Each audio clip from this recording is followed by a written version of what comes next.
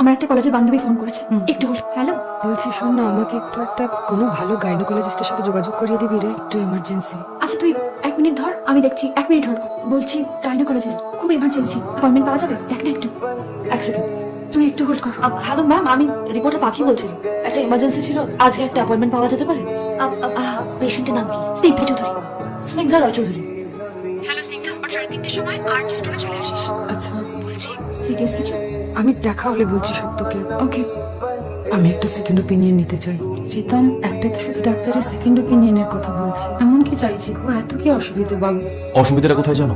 তোমার এই না কথা শোনাটা, সবাইকে ইগনোর করাটা।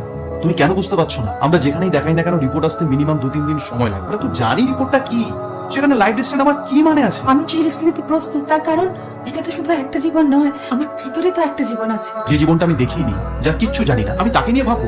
তোমায় নিয়ে ভাবছি স্নিগ্ধা। ট্রাই টু আন্ডারস্ট্যান্ড, আমি তোমাকে ভালোবাসি। তুমি শুধু স্বার্থপরের মতো নিজের কথাটাই ভাবছো।